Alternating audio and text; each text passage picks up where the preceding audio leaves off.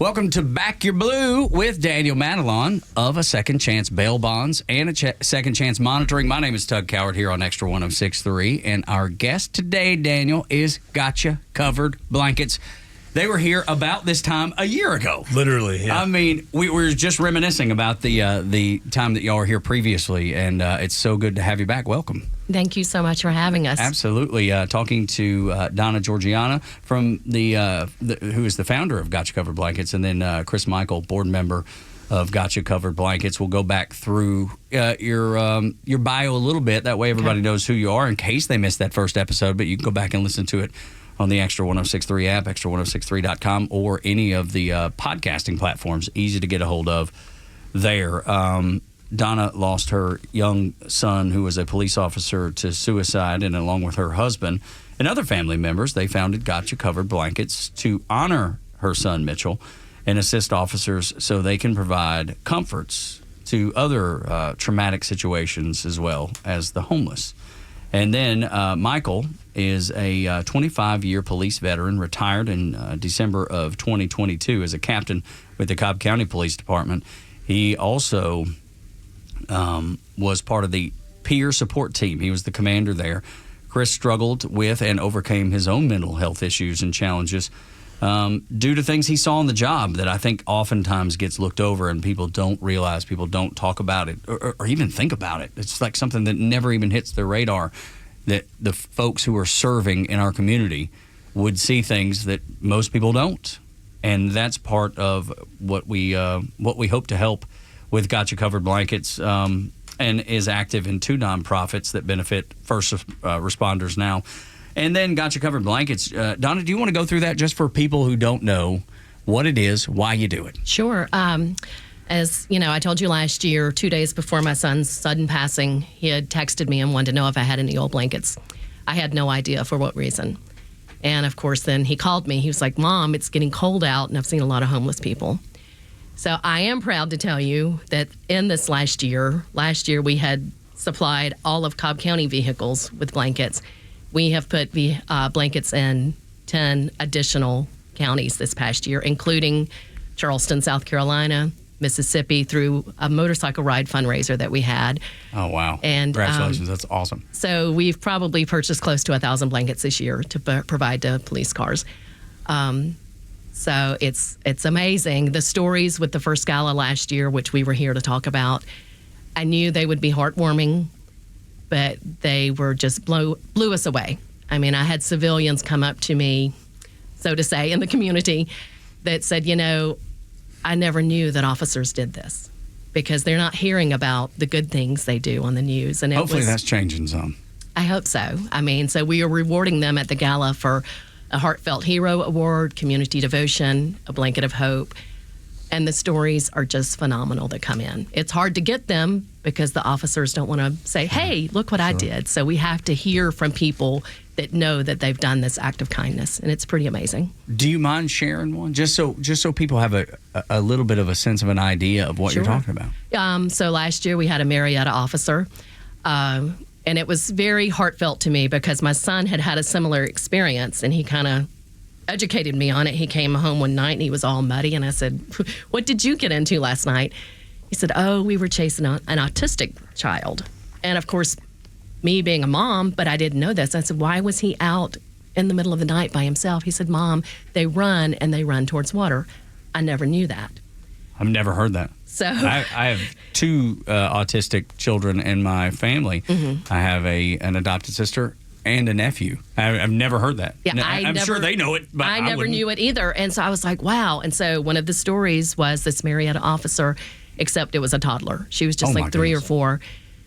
And it was one of those nights that it was 9 degrees last December. And he found the child. He had a blanket in the car, one of our blankets, and he was able to wrap her up, put her in the car. The paramedics said 15 more minutes and she might not have made it. Oh, my goodness. And so, of course, he's not bragging on himself about that. No, but the other officers knew it. And then just, you know, a woman that was put out on the side of 75. Her husband had put her out. Oh, my. No clothing, no food, nothing.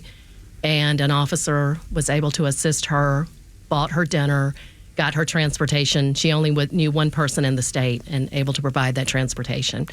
So it's just acts of kindness and generosity that you don't hear about every day. No, you don't. Daniel, if you've ever watched like a police drama or even a movie. Too many. Yeah, right. I'm sure, right? Yeah. In real life, maybe for you, then, no, with your background, which you've shared on the show many times. But I always see that, and maybe even Chris, you can speak to this as well. I always see in these movies and on TV shows that have a police setting of some sort, you always see the victim standing there in a blanket. Always, it's almost like a staple of building the scene for a TV show or a movie, and y'all are providing what you would actually see in real life, but is being dramatized on TV. That's what y'all do. Right. So think about the Red Cross. They give out blankets to people. It's a comfort. If you're cold, if there's something, it's just something to wrap somebody up in and give them some comfort in a time of crisis. Yeah, it just makes perfect sense, Daniel. I'm sure you've seen it, right? Oh yeah, absolutely. And is that something that that you feel like is, especially with what we're doing, that can help people learning more about this? Because I don't think people realize that Gotcha Covered blankets maybe even exist. A lot of people don't. Oh yeah, no, I'm sure there probably there is a lot of so it's good to have y'all again for a second time. There's there's a lot going on right now. We got a big cold front coming through. I mean, it's about to be. People talk. Man, everybody's talking about snow. Man, ain't gonna snow. Y'all back off. Ain't gonna snow. It's just not gonna happen. I mean, they say it all the time. They say it all the time. They do say it all the time. It never happens. Am I bringing it upon us? People are mad at me here in the studio because I'm saying it ain't gonna happen. I say it ain't gonna happen every time, and guess what? It never happens. On the rare occasion, we'll get some ice. Now that we might get, and that's when it becomes scary. Yeah. Like they make Saturday Night Live skits out of the ice storms. If you remember, what was it, Buford Calloway? He was like, I didn't know what to do. It was all the ice, so I got in my white Escalade and I took it to the interstate, just like everybody else did. What a mess that was. But this time of year, especially, and Chris, you hit it. Is this weather, this time of year is so cold, and you have so many people in need, and that's the need that y'all are hoping to meet. Yes, we meet that need. We provide the blankets to the police departments for free, so it's no cost to the police departments or the taxpayers at all. And then they can then turn around and better serve their community and comfort people when they need it. Yeah. How did y'all get connected with the folks in Charleston and then down in Mississippi? So we have a board member who was an officer that worked with my son, and he is now with Douglas County. But 3 years ago, after my son passed, he said, Donna, I'd like to do a motorcycle ride. He's the member of a law enforcement motorcycle club. And I said, okay. He said, for the scholarship, which that is another thing we've done this last year, is have 2 scholarship recipients for Mitchell in the last 2 years. And I said, well, we already have that covered. Could we do it for the foundation? He said, sure. So we've had 3 rides this past year. We went from 50 the first year to 170 bikers last June. It was phenomenal. And through that, it's a national club. We had Mississippi and Charleston say, hey, we want to host a ride. So we said, okay. And we took off to Mississippi in August and Charleston in October. Do you expect that will expand again? I hope so. I hope so. It was phenomenal. Has there been any communication with other police departments, other municipalities? Yes. Apparently, Iowa wants us to come out in the summer. And we're like, oh, wow, that's a long way. That seems like a haul. So, yeah. But it seems like it'd be worth it. Yeah. It's Charleston was phenomenal. They were so very grateful. And they, like Atlanta, they don't have terribly cold weather. But again, but when it shows up, well, and if someone is in a wreck or a traumatic situation, you get cold. Yeah. When you're scared. Yeah. And you're in trauma. So yeah, no, that's awesome. It's so good, Daniel.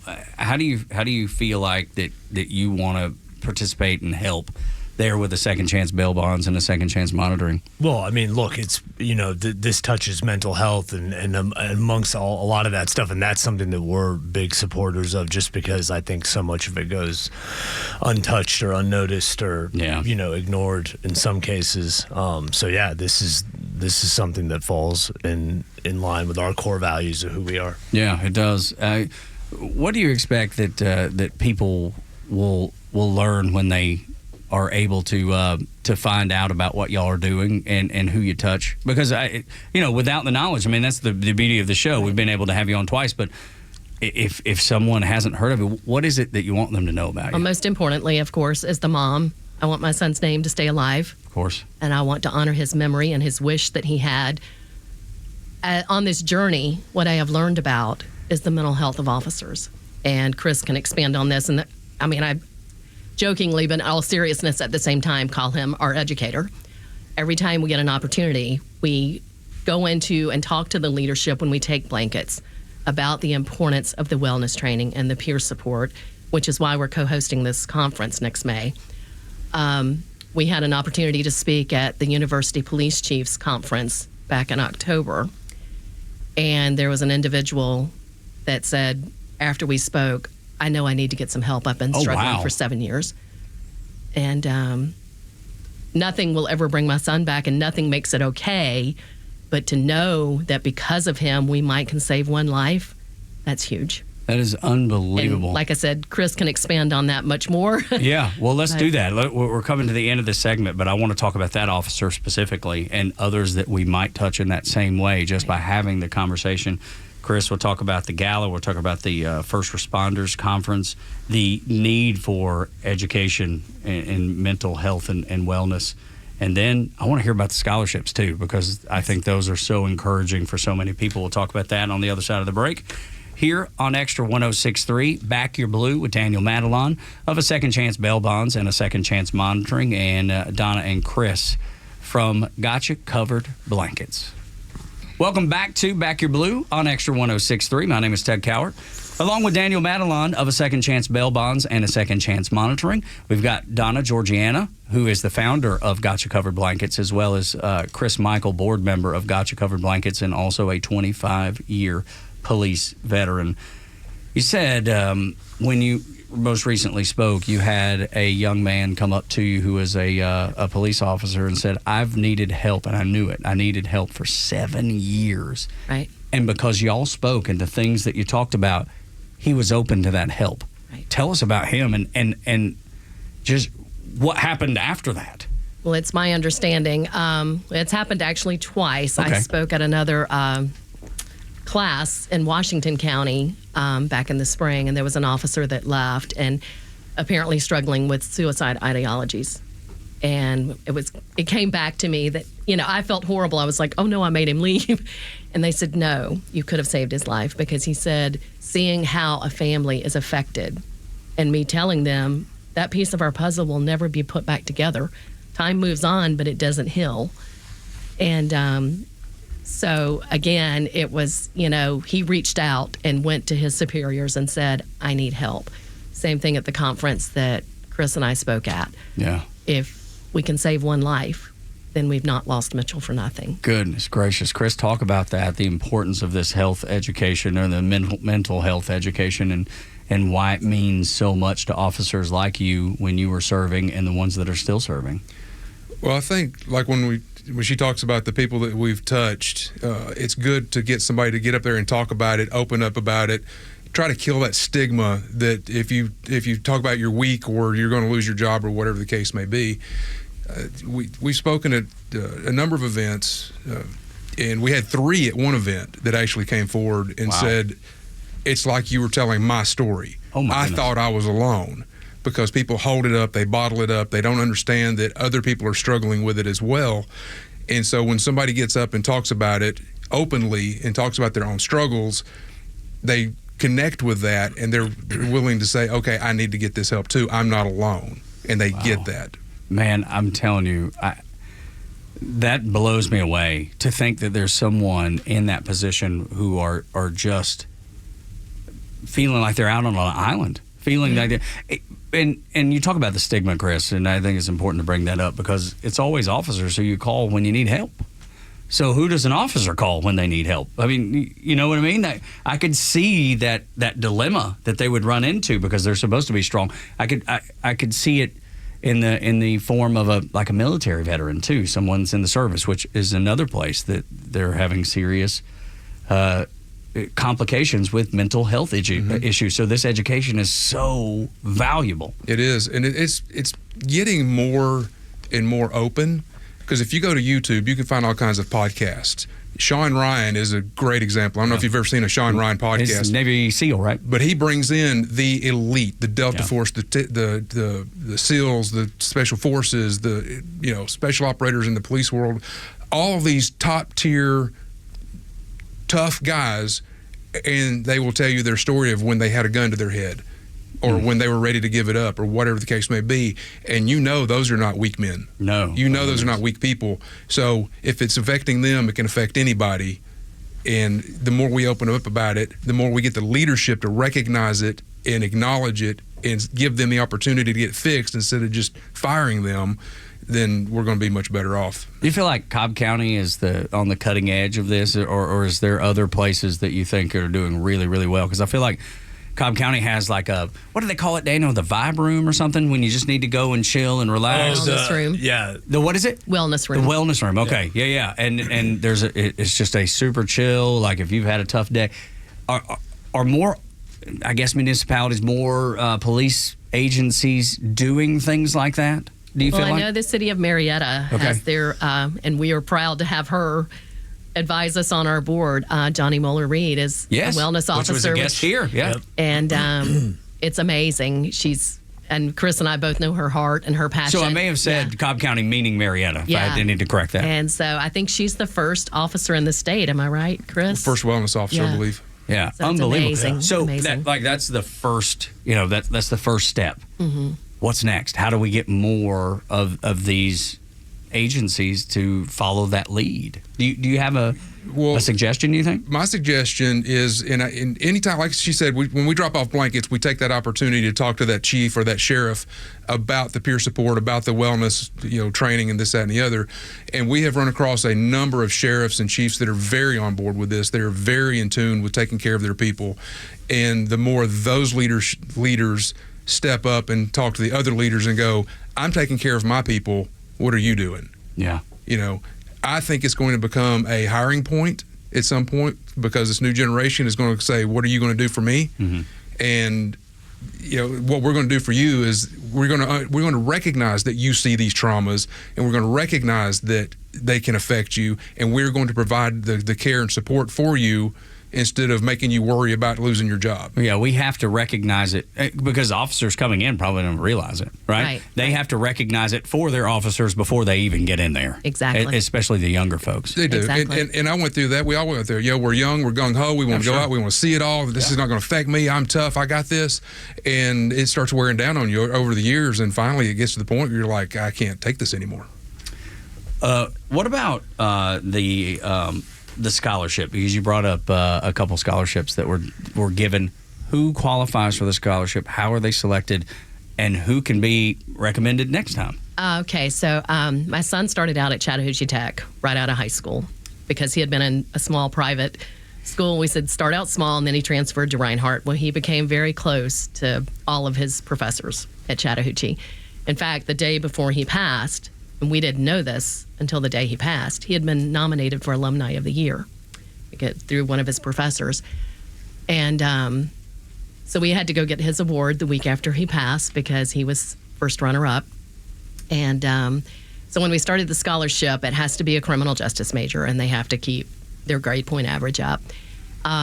So we've had 2 recipients. The first one so far, which was awarded in 23, I am so proud of this young lady. I mean, so proud of her. She comes to every event we have. You're glowing, I can see. I am so proud of her. And she just took an internship with the city of Ackworth. Oh, that's awesome. This next year. So she really is. And it's just, and things she doesn't have to do. I mean, she's not the scholarship recipient anymore. It went to someone else this last year. She went on to Kennesaw. But it'll just be like last week, hey, Donna, just checking on you. She doesn't have to check on me monthly. What a heart. But she does. The heart of a servant. Yeah, a heart like my son. Yeah. And I will say this, going back to the mental health, in this last year since we've been with you guys, and I meant to look up the bill number, I forgot it, but there is a bill that was passed nationally. Some officers are awarded line of duty death. Mitchell's has been awarded line of duty. Oh, wow.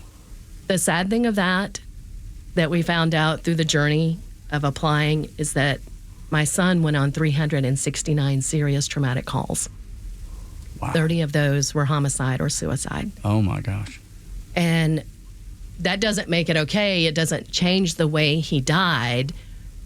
But we know that they know out here that we have a problem on our hands. We are losing, as Captain Michael always says, we are losing our officers at a higher rate of suicide than we are to the bad guys. Yeah. I mean, it's hard to wrap my head around that, Danny. I can only imagine, in your line of work, you see folks who've gotten themselves in a bad way, and sometimes they've done something, sometimes they haven't. But to lose the good guys, knowing that they're the good guys, I mean, that stat just hits me in the face like a punch from Rocky or something. Yeah, it's heavy stuff. And I think most people in life and anything in life, unless you can relate or identify with someone, that's what kind of brings the conversation out of you, or to seek help or whatnot. But yeah, it's deep stuff. You said 369 calls? Is that the number? Reports that he had written. Yeah. Yeah, and they were considered traumatic by the Department of Justice. Yeah, and then 30 were homicide or suicide. Yeah. I mean, and he was 23 years old. Let that sink in for a minute.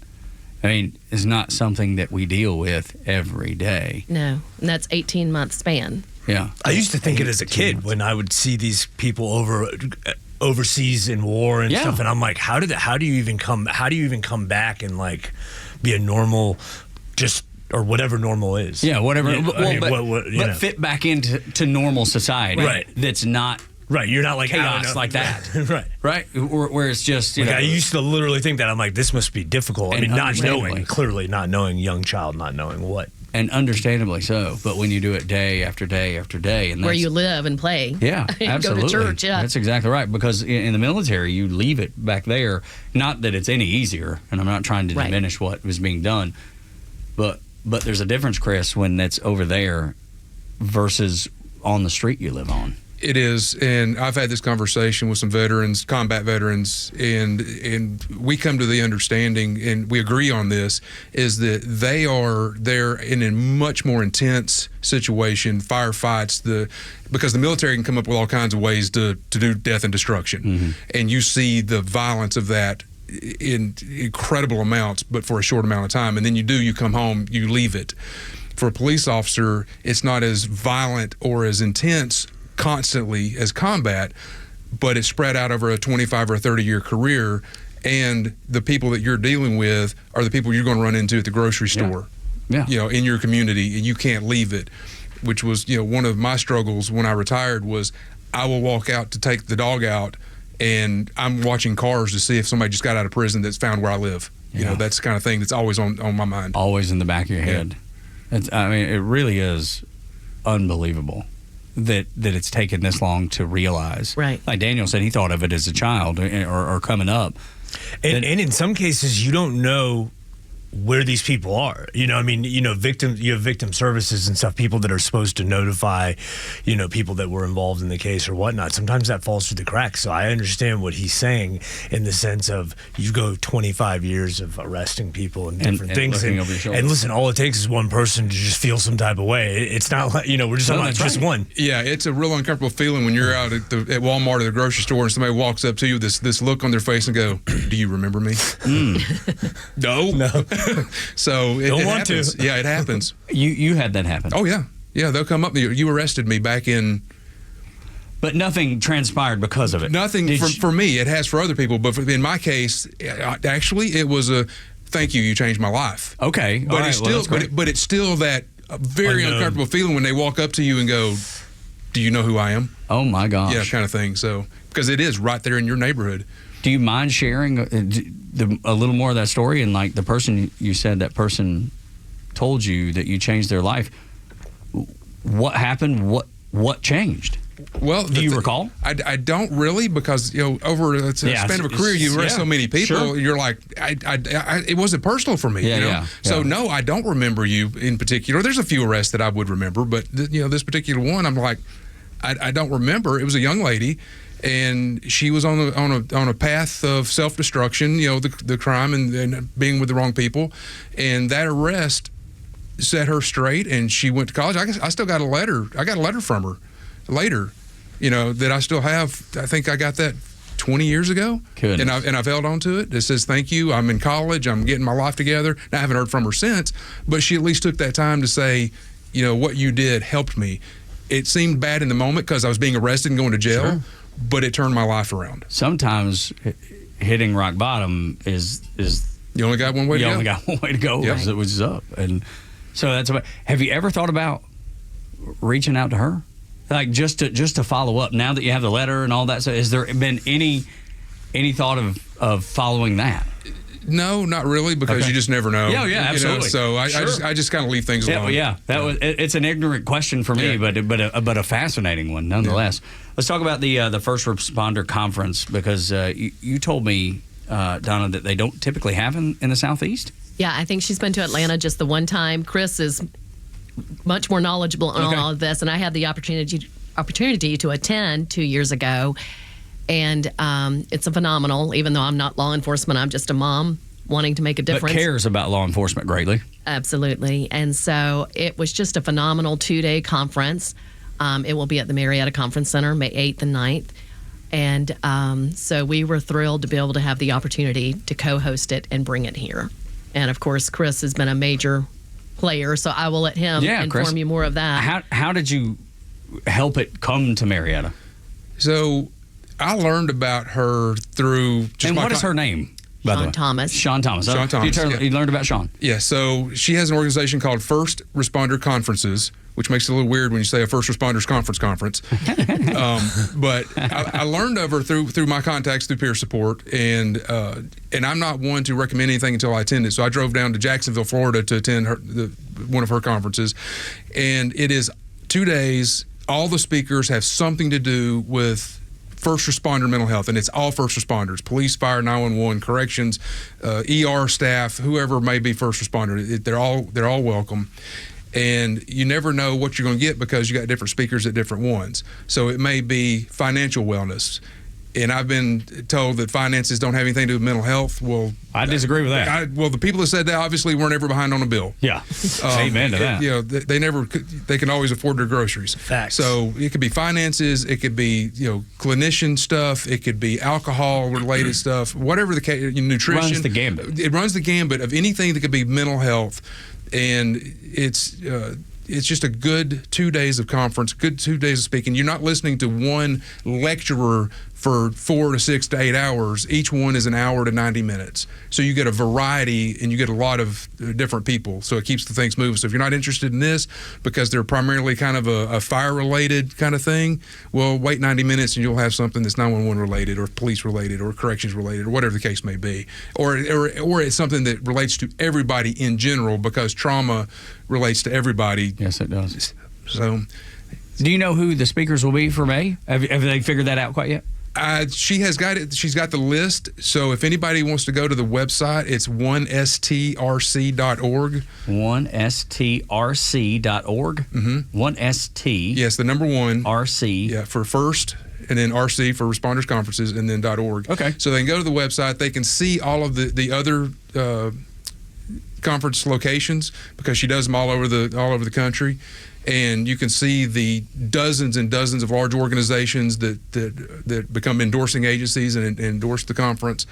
And they can get some of the feelings. That she has a newsletter that comes out every week that provides, mental health tips or recommended reading or anything like that. So, anybody can sign up for the newsletter, because it could help you. Yeah, sure. In any way. You never know when something's going to strike a chord. Exactly. As y'all were talking about earlier. Yeah. So. That's where it is, and May 8th and 9th. And if an endorsing agency would get a buy one get one free for registration, that kind of thing. So go to the website and get more information. And if somebody happens to be listening that's not in Georgia, that's not close, if you're in the Southeast, this is going to be your closest one. But they're also in Maryland and California, sure. and Idaho. So. Yeah, 1ST as in first, 1strc.org. Mm-hmm.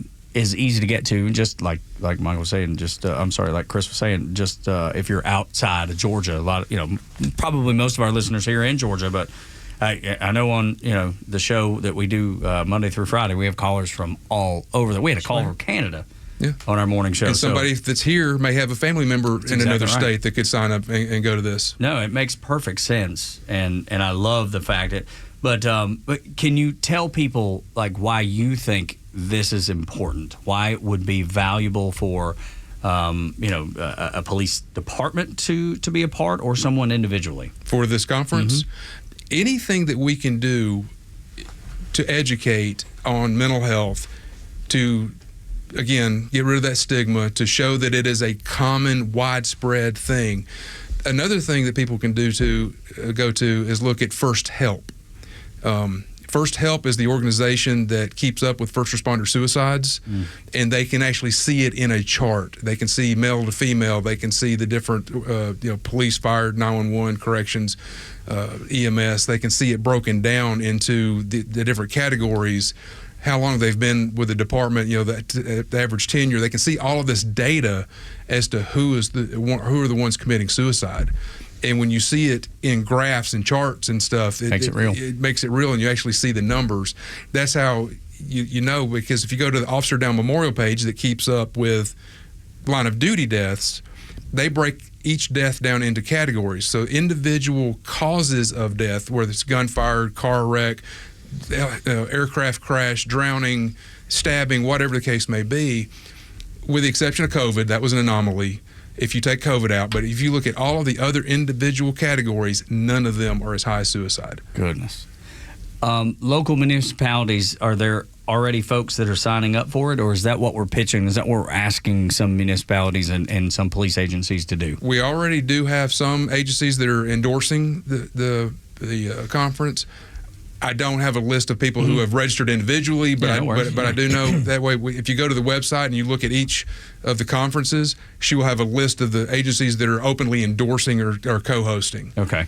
Yeah. Donna, are there any folks that you would like to just reach out to now and just say, hey, if you're here, this is the conference for you? We would love for all of our local departments to come in. Absolutely love it. We have reached out, even like you said, to an ambulance service, and it's every first responder, not just officers. Yeah.